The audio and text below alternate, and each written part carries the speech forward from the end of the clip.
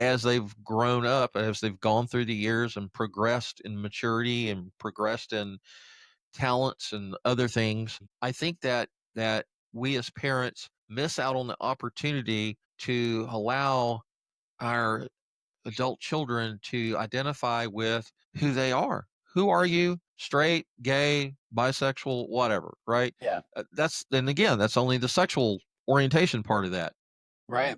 Intellectually, mentally, psychologically, where are you going in life? Where do you want to go in life? Do you want to be an Mhm. astronaut? Do you want to be an electrician? Do you want to be a philosopher? Do you want to be a professor at college? What are your passions? What are you passionate about?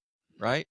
And I think we miss that opportunity because we're so zeroed in on our image of who we want them to be. Right. And a lot of times we want them to be like us. Like my dad wanted me to be the TV man in Quinlan, Texas. Yeah. That was so Yeah. far away from reality that I can't even begin to tell you. And he and I never had that conversation other than I did tell him one day, it's like, yeah, dude, Dad, I am not interested in all of that. And I know it today. I know more now how that disappointed him, that happened, and I remember telling my mom and dad at one point, I was an athletic trainer in high school for the basketball and the football team, and I loved it. I went to Southern Methodist University for classes during the summer. And I told my dad I wanted to be a athletic trainer for the Dallas Cowboys. I was a teenager when I told him that. And you know what they said? That'll never happen.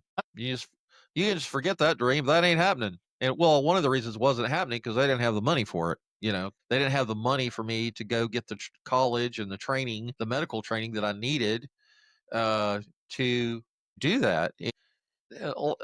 Okay, so a lot of that was reality based, right? They didn't really go into the details of explaining that. I kind of learned that over the years. Like, oh, I want to be a neurosurgeon or a brain surgeon. It's like, well, that requires 8 to 16 years of intense training and lots of money, right? And so that means lots and lots of student loans or winning the lottery, or if you're lucky and your parents are flush and they can pay for it, then that's great. Then But that's great. Yeah. yeah, but the reality of it is for a lot of kids, great, if you want to be a neurosurgeon, then you need to plan this out and we'll help you as Yeah. best we can. But my dad they didn't even say that. They were like, no, forget it. It'll never happen. And I was crushed. I was like, what? What do you mean? That's what I want to do. And I think that's where we as parents kind of narrow-minded, and we don't allow our adult children to have their own dreams and aspirations and visions of what they want for their lives. I feel like that word that you just said there really resonates for me. And it's that word allow.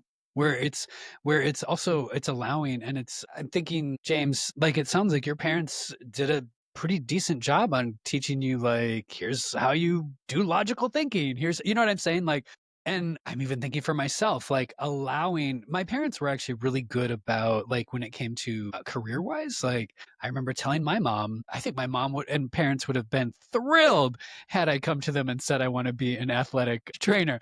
I came to them and said, I want to be an actor. And my mom, she just looked at me and she's like, well, how are you going to do it? And I like that. Like, I like that it was like, okay, well, then what are the steps? And it pushed me to kind of like think through how that Right. works. But Right. I wish that for that allowing, I wish that would have happened in a broader spectrum for my own life, for obvious reasons for our conversation Sure. here. Sure. But I really like that word allow. I think that's really insightful. Okay. Well, I told you earlier I wanted to keep this to 30 minutes, and now